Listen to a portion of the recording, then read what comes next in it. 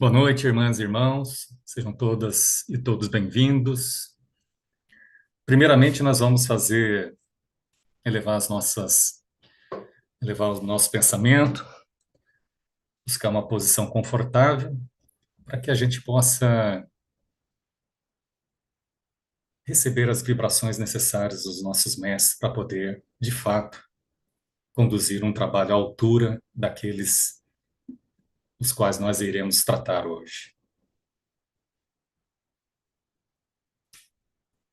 Ó vida oculta, que vibras em cada átomo.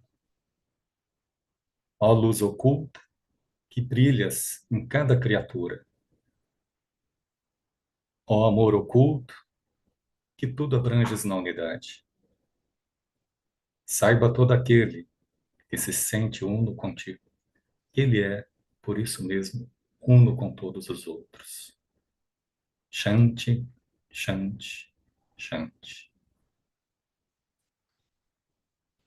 Então, meus irmãos, minhas irmãs, eu quero fazer uma forma diferente, porque hoje a gente sempre tinha deixado assim mais para um bate-papo, fazer uma apresentação com um vídeo posterior. Como é uma continuação do capítulo 2, eu vou projetar daqui a pouco na tela aqui uma apresentação que eu fiz em PowerPoint. E aí eu vou pedir para que dessa vez eu faça a apresentação toda e no final a gente reserve para os comentários, ok? Porque senão eu acho que o tempo não vai dar. E é claro, a gente tem que usar o nosso grupo lá do WhatsApp para realmente ser um grupo de discussão de estudo, como nós fizemos hoje. Pode colocar lá também que a gente continua. Então, o que a gente não conseguir contemplar hoje, a gente continua no nosso grupo. Então, a bibliografia que eu utilizei, a principal foi esse livro aqui, Os Mestres e a Senda, de Charles Leadbeater.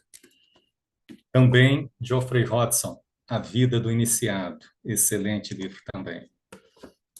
Um pouco o homem, de onde e como veio e para onde vai. Esse daqui também é um livro bastante interessante. E, é claro, o nosso Easy Sem Véu.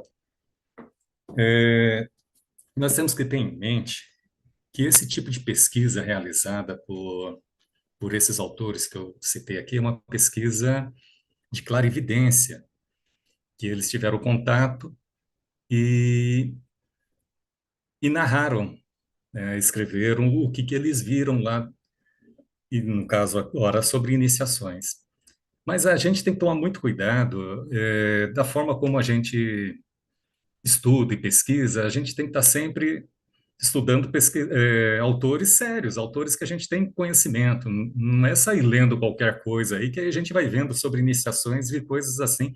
O que nós vamos falar aqui sobre iniciações é o que está nas escrituras védicas e budistas. E isso daí foi comprovado através das clarividências do Senhor Leadbeater. Mais importante ainda e o que eu sempre gosto de falar, é que não tomemos tudo como uma verdade absoluta. Até mesmo o Senhor Buda dizia, não acredite no que eu estou falando. Eu gosto de comentar que tudo isso daqui são possibilidades. Tenha como uma possibilidade. Estude, ouça, reflita, faça sua meditação e use seu discernimento. Esse é o mais importante. Nós vamos falar muito sobre discernimento hoje. E aí nós vamos crescendo no discernimento, mas nunca tomar como uma verdade absoluta, porque se a gente fizer isso, a gente está caindo no mundo das crenças, e não é isso, tá? Então, eu vou compartilhar aqui a tela.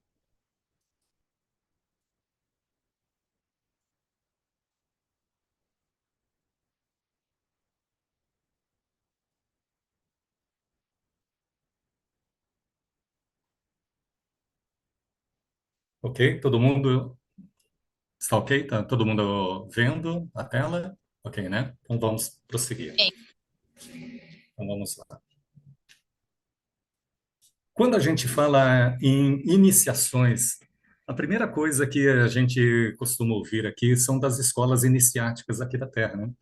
maçonaria, que vai até o 33º grau, Rosa Cruz também tem iniciações, e na Sociedade Teosófica também tem a escola esotérica, que tem as suas iniciações e tem os seus graus também.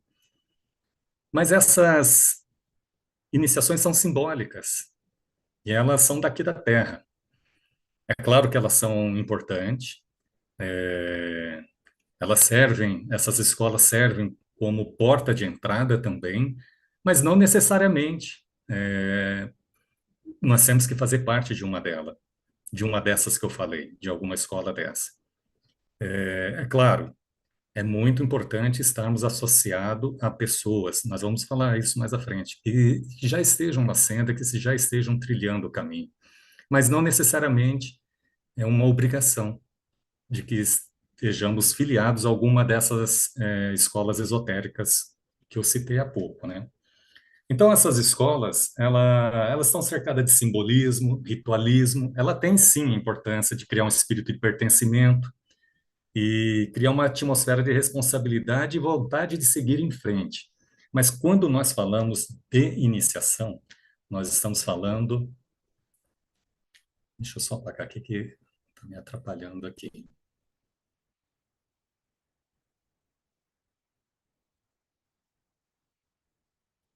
Nós estamos falando de iniciação da alma, que é a iniciação do princípio que sobrevive ao corpo físico. É a iniciação do eu superior. Eu acabei apagando aqui, eu não sei se. Ricardo, está me ouvindo? É que eu tirei tudo aqui, não tô, eu só estou vendo eu na minha tela aqui. Tá tudo ok aí? Tá tudo ok. Tá ok, então. Vou continuar. Dá a impressão que eu estou falando para ninguém, porque eu tirei tudo o que estava tampando a minha apresentação aqui, né? Então vamos lá. Então, essa iniciação é do eu superior, não é a iniciação da terra, é uma iniciação da alma. E toda iniciação resulta numa ampliação de consciência. É isso que nós temos que ter em mente. Passamos por uma iniciação de um grau, a nossa consciência vai ser ampliada. Bem, existem dois métodos, o normal e o acelerado. O normal quer dizer que todo mundo vai chegar lá. Então, todos que estão na nossa agora junto aqui na nossa cadeia, na nossa ronda de evolução, todos vão chegar lá, todos. Só que vai demorar um pouco mais. E existe um método acelerado. Demorar um pouco mais quanto? Vamos ver isso aqui. O melhor calendário é o Tirukanda, de Pachanga. Ele foi escrito em 1884 por dois sábios brahmanes, a partir de obras muito antigas, incluídos nos Puranas hindus. Nesse calendário, ele afirma que a onda de vida chegou ao primeiro globo. Isso daí, quem não está bastante ainda, que entrou agora nos estudos, a questão de rondas e cadeias é algo bastante importante para poder entender. Então, ele afirma que a onda de vida que chegou no primeiro globo aqui da nossa ronda, da nossa cadeia atual, tem quase 2 bilhões de anos. O reino humano dura um kalpa. Um kalpa é um dia de Brahma, e são 4 bilhões e 312 milhões de anos, dos quais já se passaram quase 2 bilhões. Então, nós temos 2 bilhões e 300 milhões de anos. Isso daí, gente, é só uma curiosidade, porque o tempo, ele é uma ilusão. O tempo faz parte de Maia. O tempo só existe aqui na forma como nós estamos vivendo, né? No nosso plano. Então, isso aqui é só para a gente ter uma noção de que faltam ainda 2 bilhões. Então, se vocês gostam de viver nessa vida dessa forma, com esse sofrimento inerente da condição humana, vamos ficar aqui mais 2 bilhões. Mas, se quisermos acelerar essa nossa evolução, nós podemos fazer aceleração. Mas nós temos que ter muito em mente, acelerar para quê? É isso que nós vamos falar, né? Então, essa figura ela é bastante clássica quando se fala na, na questão da escalada da evolução, né? Que é a montanha. O normal é isso daqui. São as estradas que vão circundando a montanha. E o acelerado é isso daqui. Você vai reto, você segue reto. Qual que é mais difícil? Preciso nem dizer, né? E eu posso, assim, falar com experiência, porque eu sou montanhista, eu gosto de fazer as minhas subidas aí, e o montanhista pega essa seta vermelha aí. É muito difícil. Então, também é difícil o método acelerado da evolução, né? Então, o caminho de aceleração das iniciações não é o caminho normal. Ele pode se tornar perigoso, mas vamos ver isso daí, pois dá poder para as pessoas. E por isso que é perigoso. Esses mestres assumiram essa missão, pois o processo evolutivo da Terra está um pouco atrasado. Então, a senda está aberta, a porta está aberta. Quem escolhe o caminho mais rápido tem que saber que não é o mais fácil subir a subida da montanha. Provas constantes, desafios, a força de vontade, dedicação, trazer a vida espiritual para a vida material. Mas aí nós temos que pensar que Krishna, Buda, Cristo, Mestre Mora, Mestre Kutum, todos, Conde Saint-Germain, são iniciados, ou melhor, são adeptos, e já passaram por esse caminho que está aberto. Esse caminho ele foi aberto na metade da quarta civilização dos Atlantes, foi quando fechou a individualização. Para quem não ainda está familiarizado, a individualização é quando nós passamos do reino animal para o reino humano. Então, essa porta ela foi fechada na metade da quarta ronda, que coincidiu com a civilização Atlante. Ela foi fechada para poder nivelar as pessoas que estão agora. Porque imagine se ficasse entrando agora os recém-individualizados, os que estão vindo da, do reino animal. Iria dar uma diferença muito grande. Então, essa porta foi fechada, e quando fecha uma porta, abre outra. Abriu a porta da senda, a porta para nos levar ao adeptado ou nos tornarmos super-humanos. É, então, como que a gente pode identificar um adepto?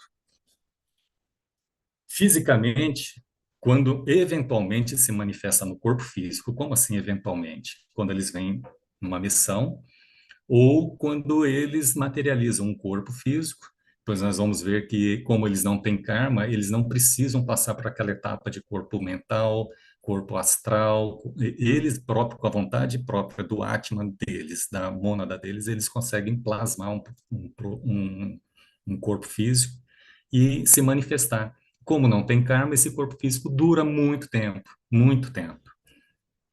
Mas a aparência deles, eles aparentam como um homem normal. A gente não vai conseguir identificar. Nós, seres humanos, eu digo eu, seres humanos, ser humano normal, comum, eu digo que eu não conseguiria identificar, porque a gente só pode identificar um adepto através da visão mental, a visão astral. Então, como que a gente viria? O corpo astral, o corpo causal de um homem evoluído seria visto dessa forma aqui, um homem evoluído. E de um adepto, o corpo causal do adepto apareceria dessa forma. Então, essa é a forma como que pode ser identificado um adepto. Qualidades para iniciação. Quem está querendo se tornar um iniciado tem que ter essas qualidades. Primeiro, discernimento, estudo e reflexão. A melhor definição de discernimento que eu encontrei até agora é a capacidade de distinguir o real do irreal. Discernimento é a capacidade de distinguir o real do irreal. Isso é tão importante que no caminho, no nobre caminho óptimo do Senhor Buda, essa vem a primeira qualidade que tem. Ele chama de crença correta ou de discernimento, mas a crença no sentido de que você tem que ter a capacidade de entender o que é real e o que não é real. Essa é a primeira qualidade que nós devemos desenvolver. A segunda, ausência de desejos, é o contentamento. Se você quer realmente se tornar um iniciado, você não pode ficar olhando um carro novo e falar, nossa, como eu gostaria de ter esse carro novo, como eu gostaria de ter essa situação, como eu gostaria. Isso prende no samsara. Então, é ter o contentamento com o que você tem e saber o que você realmente quer, que é uma vida espiritual. E aí, as qualidades. Tolerância, nos tornarmos tolerantes com a diferença. Porque se a gente quer buscar a união, nos tornarmos uno, nós precisamos ser tolerantes. A diferença é que nos faz crescer. Se todo mundo pensasse igual, nós não teríamos evolução. Então, a tolerância é uma qualidade importante. Jovialidade. Jovialidade significa a pessoa alegre, a pessoa que tem um bom humor. Várias cartas e o próprio Madame Blavatsky, todos os autores dizem que os mestres têm um humor, um grande humor, né? Estão sempre fazendo piadas, mas não são piadas que de demérito, não são piadas que depreciam a pessoa. Autocontrole da mente. Por que o autocontrole da mente é importante? Porque a mente é que cria. É no plano mental é que ela cria formas. Então, se não tiver o autocontrole da mente, imagine uma mente concreta que só fica pensando no looping mental. Não tem como ter um autocontrole. Autocontrole das aspirações e aspiração única, elas se complementam. É você ter aspiração, não ter o desejo de querer se tornar um iniciado, não ter o desejo de se libertar do samsara, mas ter uma aspiração. Qual é a aspiração? A aspiração que o budista utiliza é a aspiração do Bodhisattva, que é o voto do Bodhisattva. Eu vou me esforçar para sair do samsara, eu vou me esforçar para ter as iniciações, eu vou me esforçar para atingir um nível de super-homem, mas comigo eu vou levar todos os outros. Eu vou me esforçar para que todos os outros venham junto comigo, que eu não vou deixar ninguém para trás. Isso é uma aspiração. Querer simplesmente sair daqui por sair é um desejo. Isso é egoísmo. E confiança. Confiar. Confiar que no que você está fazendo. Se você não tiver confiança, isso não significa crença. E o mais importante, amor. E esse é um amor verdadeiro, um amor genuíno. Eu costumo dizer que o amor verdadeiro é quando a gente começa a entender que não há o outro, pois o outro sou eu. Esse é o verdadeiro amor. Então, se não tivermos amor, não teremos qualidade suficiente para a iniciação. E as portas para entrar para a senda? Quais são as portas? Aqui no canto esquerdo tem a questão da vida monástica versus estudantes livres. Ó. Tem até os membros livres aqui também no grupo aqui. Se a gente pensar que a base, como eu disse logo no início, que é da tradição védica, essa base para as iniciações, tanto que os termos são todos em sânscrito, e também budista, para eles era somente a vida monástica que levava às iniciações. Mas com o tempo foi se vendo também que não é bem assim. São chamados estudantes livres.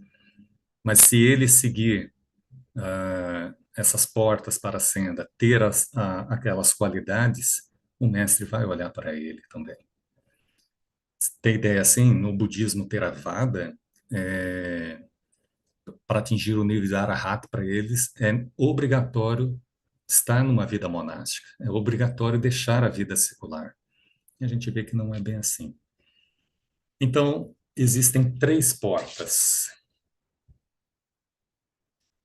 Perdi o meu mouse. Calma aí, deixa eu só voltar rapidão. Existem três portas. E aí tem o poema sobre as três portas. Três portas há para o templo: saber, trabalhar e orar. E aqueles que esperam do lado de fora do portão podem entrar por qualquer um dos três caminhos. Então, quais são as três portas que nós vimos? Saber, trabalhar e orar. E aí nós vamos ver aqui que o saber é Jnana Yoga, é o estudo, mas nós temos que tomar cuidado para que esse estudo não, a gente não caia no intelectualismo. É estudar, isso daí nós temos que ter em mente que o que nós estamos fazendo aqui é o conhecimento inferior e ele vai se transformar em conhecimento superior quando nós refletirmos e meditarmos sobre o que está sendo dito aqui e chegarmos a um entendimento que melhora o nosso discernimento. Então, esse é a primeira porta, que é o estudo. A segunda, Karma Yoga, a ação, é o trabalho altruísta despretensioso. É quando a gente renuncia os frutos da ação. O que que significa renunciar os frutos da ação? É não fazer pensando no resultado. É fazer um trabalho altruísta achando que você vai receber algo em troca. Então, existe uma prática budista que é bastante comum, que toda vez que faz um ato altruísta é dedicar os frutos para o benefício de todos os seres. E aí vai se tornando uma prática tão comum isso daí que a pessoa acaba é, entrando no automático e ela não vai mais distinguir o que é correto ou não, ou o que deveria. Ela vai fazer simplesmente porque tinha que fazer. E ela não vai mais pensar que foi algo positivo, não. Ela simplesmente fez porque tinha que fazer. Então, isso daí é a base da Karma Yoga, a ação. E Bhakti Yoga, a devoção. Devoção, a gente tomar cuidado para não confundir com adoração, tá? Muito importante meditar no mestre. Isso é uma prática budista bastante comum. Inicialmente, os, os discípulos começam a meditar no seu lama raiz e depois começam a meditar no Senhor Buda. Isso é muito importante. A meditação, nós vamos ver que é uma das portas mais importantes que tem para entrar na senda. E tem que conhecer as três. Falar, eu não sou muito Bhakti, eu não sou muito devocional, eu gosto mais do estudo, eu gosto mais da ação. O importante é praticar os três e conhecer os três. É claro que dentro dos nossos temperamentos, nós vamos ter uma tendência maior para uma ou para outra, mas temos que praticar as três. E o senhor Lily Bitter, ele diz que entrar em contato com aqueles que já estão trilhando a senda também é bastante importante.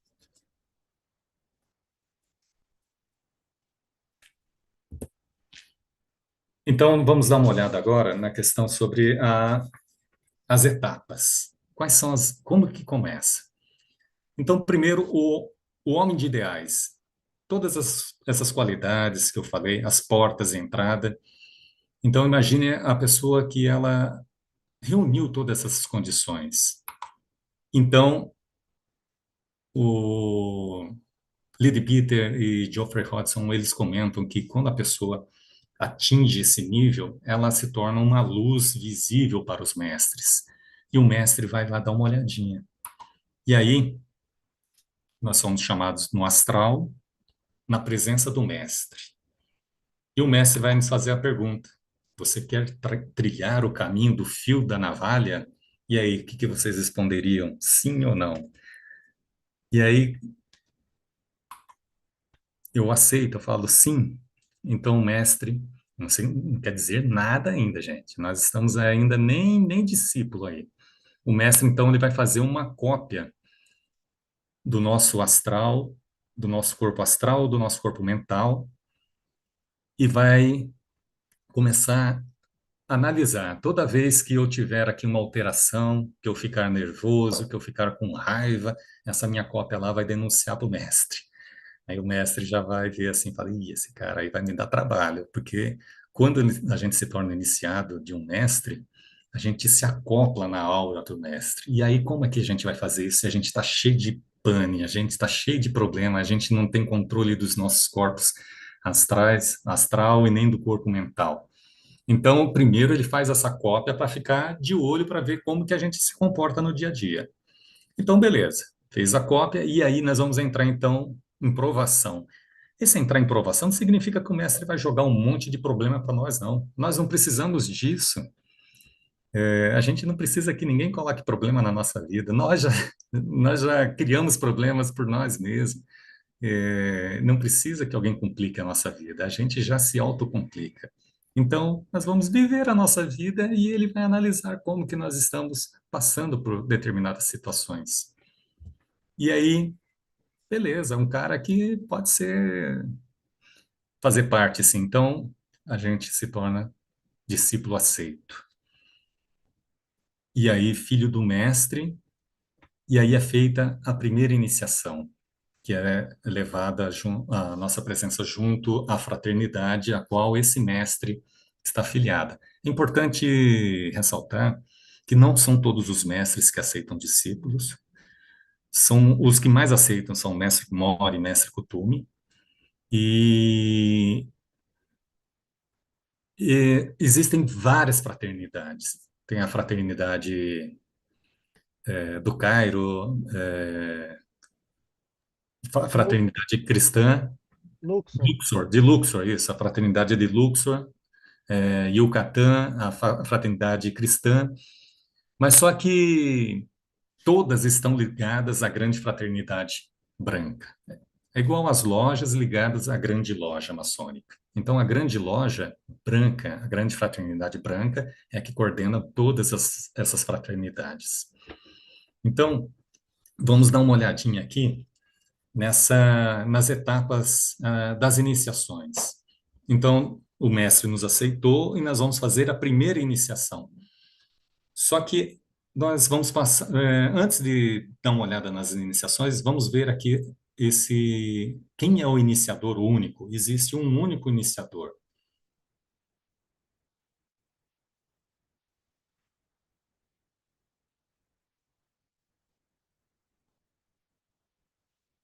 Esse iniciador único é um dos senhores da chama. Quem não sabe quem foram os senhores das chamas, eles são os protetores externos, que no meio da terceira raça raiz, veja, guarde bem isso é bastante importante saber. Eles vieram no meio da terceira raça raiz, que é a raça lemuriana, da nossa ronda, durante a quarta ronda. Nós estamos na quarta ronda. Eles vieram de Vênus, e eles vieram para apressar a evolução mental e constituir a hierarquia oculta da Terra. Então, ele é o chefe da hierarquia oculta da Terra. Ele também é o governador do globo, o senhor do mundo. Ele é o iniciador único. Nas escrituras védicas, Madame Blavatsky também diz que vieram o chefe, né, vamos dizer assim, com 3 discípulos. O chefe já foi embora, e hoje nós estamos no comando do terceiro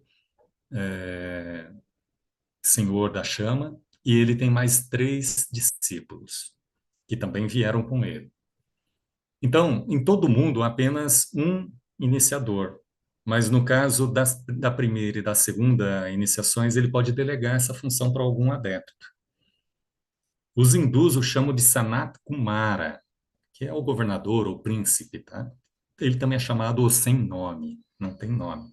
Ele sempre se apresenta como um jovem de 16 anos, né? Essa é a apresentação física dele. E ele é o representante do Logos aqui na Terra. Ele dirige a evolução de todas as criaturas conectadas à Terra, não só da evolução humana, mas de todas, até dos devas. Durante cada período mundial, há 3 sucessivos senhores do mundo. O atual ocupante já é o terceiro. Ele reside com seus 3 discípulos. Esses 3 discípulos eles se tornarão senhores do mundo em Mercúrio, que é o próximo globo, o globo então ele reside em um oásis no deserto de Gobi, chamado Shambhala. Sua principal missão é preparar e passar o cargo do Senhor do mundo para o primeiro de nossa humanidade. Então, desde quando a nossa humanidade iniciou a jornada no nosso globo, não houve nenhum representante da nossa humanidade que chegasse ao posto de Senhor do mundo. Ainda é um Senhor da chama que veio de Vênus. Então, ele está preparando para que no final ele possa passar o serviço, assim dizer, né, para alguém da nossa humanidade. Num certo ponto do progresso de um discípulo da senda, ele é formalmente apresentado ao Senhor do mundo. Olha só. Então, chegando num ponto da nossa iniciação, nós vamos ser apresentados ao Senhor do mundo. O Leadbeater, no livro Os Mestres e a Senda, ele diz que toda vez que ele ia lá, ele via o Senhor do mundo. Não falou que conversava com ele, mas via, né? Então, uma pessoa acessível. Então, vamos lá. Primeira iniciação. A primeira iniciação vai ter como prevalecência, né, o domínio do astral. Ela é chamada pelos hindus e budistas como Sotapanna. É quando entra na senda. Eu coloquei esses fantasminhas aqui para dizer as dificuldades do iniciado. Então, veja bem, ele deixa a fase de discípulo e se torna agora um iniciado. Então, quais são as dificuldades da primeira iniciação? Antes, olha só, as dificuldades são físicas e astrais. É considerada a infância. Lembra que eu falei que toda iniciação ela vem com um aumento de uma expansão da consciência e também de poderes psíquicos. Isso daí vai chamar a atenção de um pessoal aí, e por isso que eu coloquei cuidado. Vamos falar um pouco sobre eles. Então, por ocasião de uma iniciação, recebemos um fluxo de energias espirituais do alto, da grande fraternidade branca, de nossos mestres e de nossos instrutores individuais. E há uma lei obscura há uma obscura lei na natureza, de que quando isso ocorre, há também uma correspondente fusão de energias contrárias. Quando os grandes seres se permitem dar uma bênção extraordinária, eles também permitem um fluxo similar do outro lado. É o equilíbrio, é a dualidade. Então, para todo grande ensinamento que é dado na Terra, sempre vem um ensinamento contrário ou um obscurecimento. Para quê? Para que a gente possa exercer o nosso discernimento, que é a capacidade de discernir, de ver o real do irreal. E é a dualidade. A dualidade é isso. A dualidade, ela não é negativa. A dualidade é um contraste necessário para o qual nós precisamos passar por ela. Depois que nós vencemos a dualidade, que aí nós nos tornamos unos, é que quando a gente vence o bem, o mal, o certo, o errado, para nós não vai ter nada disso, vai ter simplesmente o que é que deve ser feito. Mas aí tem uma questão bastante importante. Nós temos sempre ouvido falar de poderes das trevas, de magos negros, irmãos da sombra, seres esses que seguem uma linha absolutamente diferente da nossa, que os faz entrar em colisão com os mestres de sabedoria. Eles são os criadores da fraternidade das trevas. Tal oposição acontece também contra nós, humildes servidores. Esses magos negros estão trabalhando no fortalecimento do ego inferior. Ego com E minúsculo é a nossa personalidade, é o nosso mental concreto inferior, o nosso astral e o nosso corpo físico. Eles querem reforçar isso daí, eles querem reforçar as nossas emoções, o ódio, a raiva. Mas quem são esses membros da fraternidade das trevas? Eles são seres que se individualizaram através de intensa vaidade e orgulho na quinta ronda da cadeia lunar. Então, ainda numa cadeia anterior, Mestre Mori e Mestre Kuthumi se individualizaram na quarta cadeia lunar. E eles se individualizaram na quinta ronda, na quinta cadeia lunar. E através de intensa vaidade e orgulho. O animal, quando ele vai se individualizar, ou ele vem pelo amor, ou ele vem pela raiva, vai depender da forma como ele foi tratado. Uma das coisas que é sempre colocada É que e ali acaba a forma como nós tratamos os animais acaba vindo contra nós. Então esses animais sofreram de alguma forma alguma ação que os fizeram se tornarem vaidosos e orgulhosos. E aí quando eles chegaram aqui na terceira raça raiz da nossa atual ronda, os lemurianos. Lembra que eu comentei lá que os senhores da chama também chegaram nessa época? Para você ver como que essa lei funciona. Da mesma forma que vieram os senhores da chama para trazer o desenvolvimento mental, também chegou essa turma aí que bagunçou o coreto. O que que aconteceu nessa época aí? Eles tinham que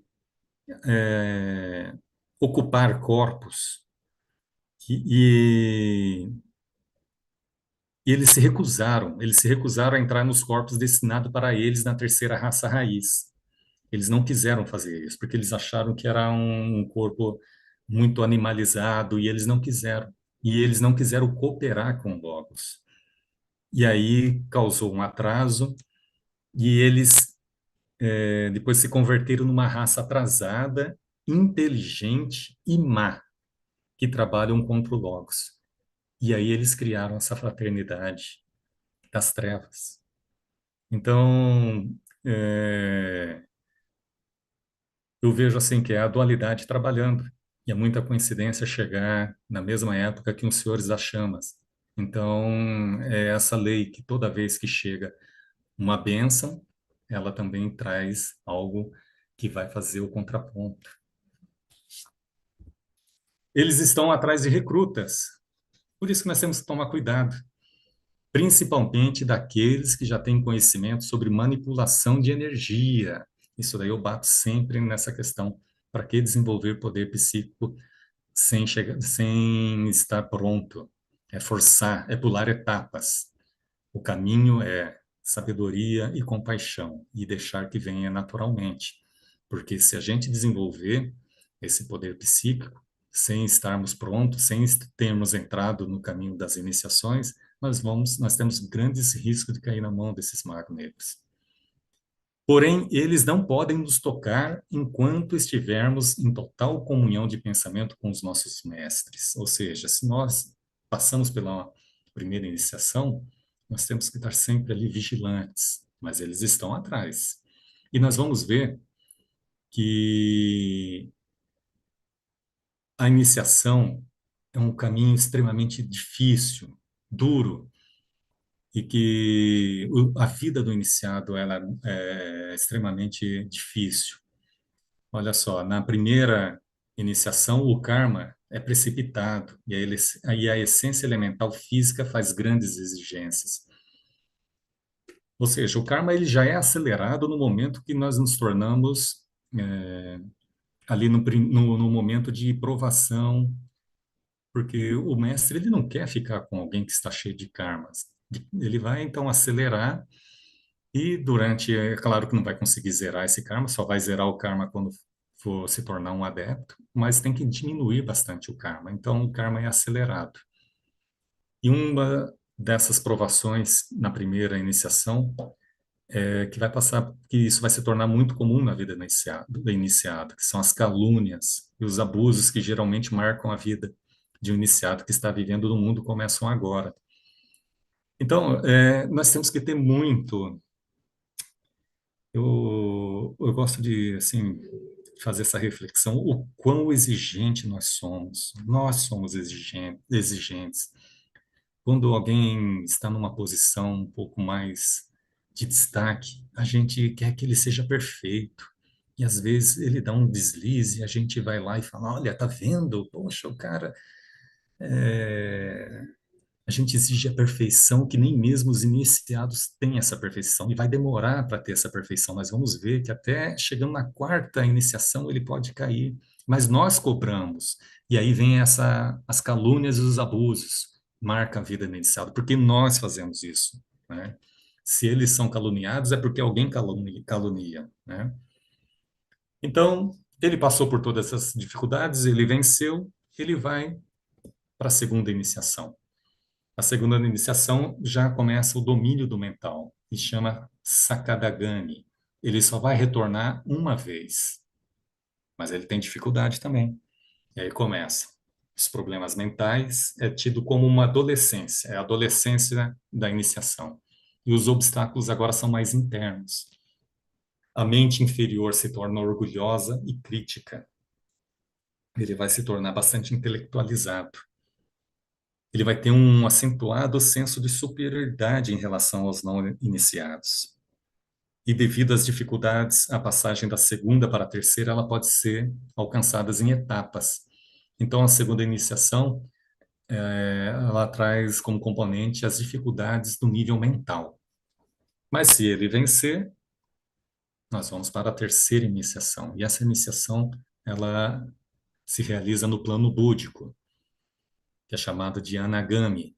Ele já não retorna mais, é sem retorno, mas tem também suas dificuldades. Receber a terceira iniciação, só um minuto que aqui deu, é demonstrar poder para empreender a quarta e a quinta. Não fazer isso demonstra que os obstáculos da segunda não foram superados. Ou seja, para passar para a terceira, tem que ter superado a segunda. O indivíduo deve tentar novamente, começando no início de uma vida posterior. Se ele não superar a segunda, ele deve tentar novamente. Então, começam os aumentos das tensões, e ele já é considerado, na vida adulta, das iniciações. E agora ele passa a receber a rejeição do mundo. A solidão é adicionada à experiência da tensão. Mal-entendidos, cegueira humana, egoísmo, interesse próprio provocam traição por aqueles que até agora eram tidos como os mais queridos. Olha só como que é difícil a vida do iniciado. E aí a gente vê o quanto que Madame Blavatsky apanhou, quanto que os outros também sofreram. E a gente vai vendo o porquê disso. Dicotomia entre a beleza e pureza da vida espiritual plena e a frieza e hostilidade do mundo. Mas, apesar de todas essas dificuldades, o nosso iniciado, ele conseguiu chegar na quarta iniciação, que agora ele ingressa para desenvolver o seu plano átmico, e ele é chamado de Arhat, o venerável. Está livre de dificuldades? Também não, porque ele ainda é um iniciado. Todo iniciado ainda é um humano, e se ele é humano, ele passa por dificuldades. E quais são as dificuldades? A morte é a característica da iniciação do Arahat. A morte do eu inferior, morte da ilusão, da separatividade, é a vitória sobre a morte. Mas ele também tem um risco da queda. E isso foi um motivo de cisma entre os budistas. Houve um concílio até que um monge apresentou uma tese dizendo que o Arahat não é um ser perfeito e que ele pode cair. E aí houve uma cisão, houve uma briga lá interna, e esses criaram uma outra dissidência. Porque um grupo achava que não, que o Arahat era perfeito, então ele não corria risco de queda. E o Sr. Leadbeater traz o seguinte texto a respeito dos fracassos. Porque a humanidade é frágil e porque nem todos os membros dessa grande fraternidade são super-homens. Foi o que eu disse, enquanto for iniciado, é homem. De fato, acontecem fracassos algumas vezes, embora eles sejam raros. Grandes seres caem, mesmo estando no umbral.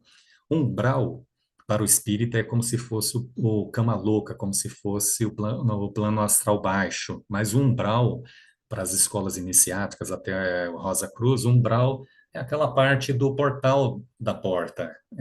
Então, ele já está, mesmo estando no umbral, ou seja, ele já está para entrar na porta.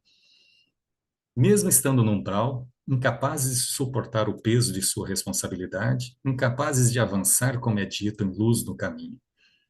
Somente a obtenção do adeptado garante a segurança perfeita. Somente quando se torna adepto, porque quando se torna adepto, ele venceu o karma. Aí sim ele está seguro. O iniciador fala ao candidato que Agora que ele entrou na corrente, está seguro para sempre. Mas, embora seja assim, ele ainda está sujeito a atrasar seu progresso seriamente se ele se render a algumas das tentações que obstruem o seu caminho. Estar seguro para sempre, usualmente, significa inferir a certeza de passar adiante com a presença honda de vida, de não ser deixado para trás no dia do julgamento. Esse julgamento significa que na metade da quinta ronda vai haver uma separação de consciências para manter um nivelamento. Então, o estar seguro significa que esse que chegou como arahat, ele vai passar nessa quinta ronda, na metade da quinta ronda. Quando esse triste e terrível fato acontece, quando há um fracasso de qualquer natureza entre os iniciados, uma vibração de dor corre por toda a vasta consciência, pois a separação de um tem a natureza de uma verdadeira operação cirúrgica, afligindo a todos. Então, ele está lá passando por essas dificuldades na quarta iniciação, ele está no umbral para se tornar um adepto, ou seja, ele está em vista de se tornar um adepto.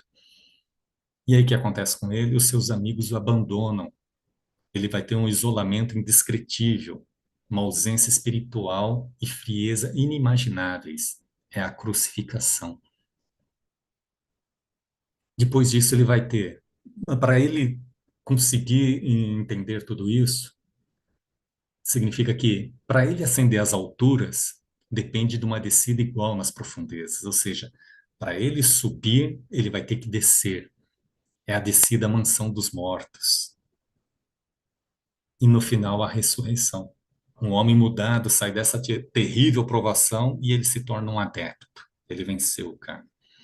Ocorre a fusão do fogo átomo solar e o eu tríplice no corpo causal. Isso é muito importante.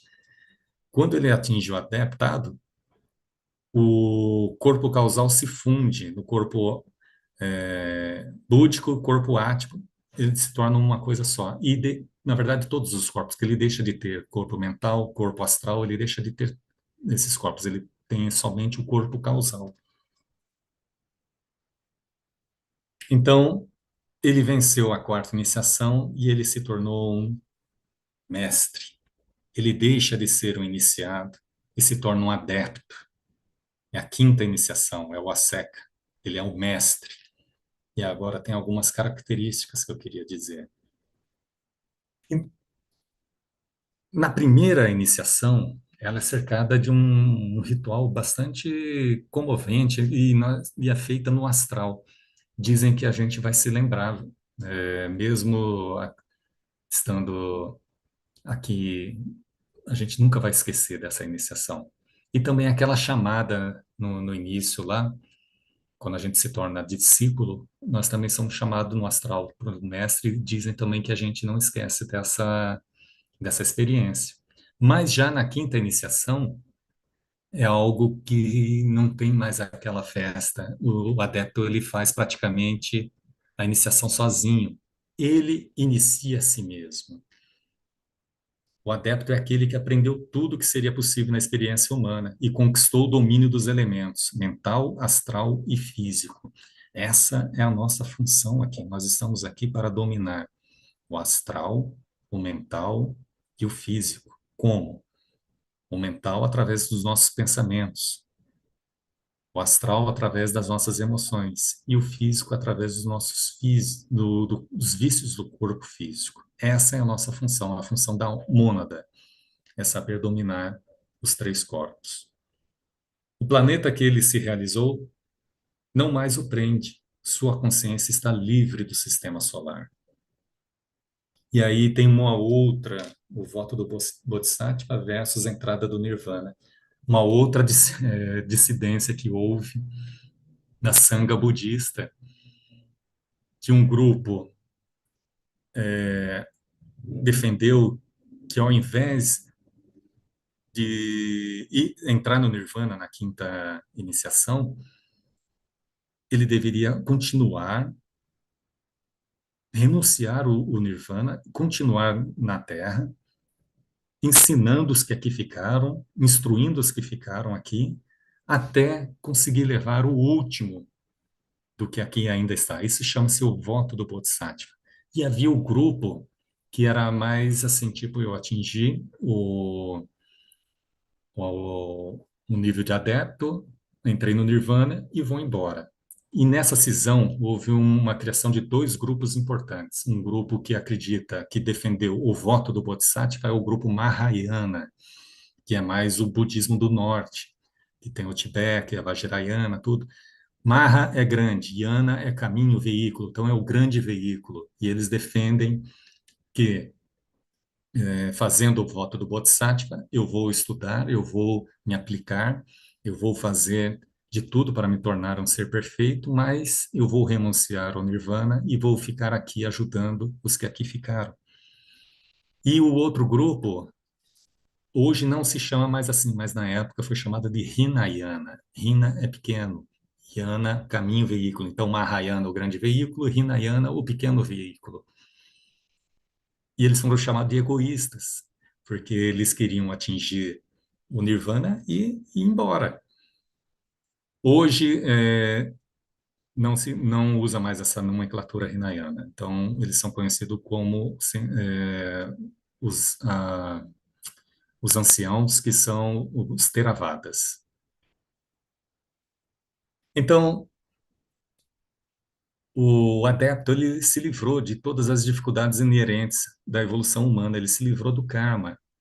Entretanto, os desafios da evolução da mônada continuam, as iniciações continuam. Ou seja, ninguém fica parado. O movimento é eterno. Então, não é porque ele atingiu o adeptado, agora a vida boa. Vida boa em relação à nossa vida aqui de sofrimento, de karma, ele não vai ter mais, mas ele vai continuar o seu trabalho. E aí, agora nós temos as iniciações superiores. Na sexta iniciação, os Chohans, que são os senhores dos sete raios. Na sétima iniciação, são os Mahashohans. Até a quinta é obrigatória, todo mundo tem que passar pela quinta iniciação. Aí depois, cada um vai escolher o seu caminho. Dizem que eu carece de fonte, eu li isso daí, mas eu não sei aonde citar agora, de que quando foi trazido as mônadas para cá, para a evolução do nosso sistema, ela foi trazida do sistema de Sírios. Então, dizem que quando atinge a quinta iniciação, a maioria vai embora, retorna para lá. E poucos ficam aqui. Isso é fato, que os que ficam de fato aqui para poder ajudar no trabalho para levar os que ficaram são bem a minoria mesmo. Eu ainda me arriscaria a dizer que os que ficam aqui são aqueles que aceitaram acelerar a sua evolução. E os que vivem normalmente, que vão levar os 2 bilhões de anos para atingir o topo da montanha, são aqueles que no final vão querer sair.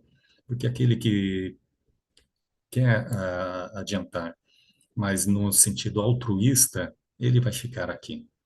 Então, na sétima iniciação, nós temos os Mahashohans, que é o Manu e o Bodhisattva.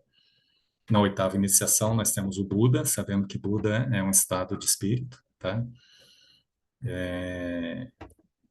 Na nona, o Senhor do Mundo, que hoje é ocupado por ainda um Senhor da Chama de Vênus. A décima, o Vigilante Silencioso. A décima primeira são os Dhyan Chohans. Chohan é Senhor de meditação ou contemplação, então o Senhor da contemplação. E a décima segunda iniciação, os sete grandes espíritos. Dizem que essas são as iniciações solares e depois continua o eterno movimento. Ela continua as iniciações cósmicas. Então, para finalizar, é, e acalmar os ânimos também, porque eu vejo muita gente com. É interessante ter esse anseio, né? Mas nós precisamos de muito discernimento. E o Geoffrey Watson, tem muitas pessoas que falam, ah, mas eu não me lembro, então, de ter passado por nenhuma iniciação. Claro que não. Acho que nós estamos ainda, né, engatinhando.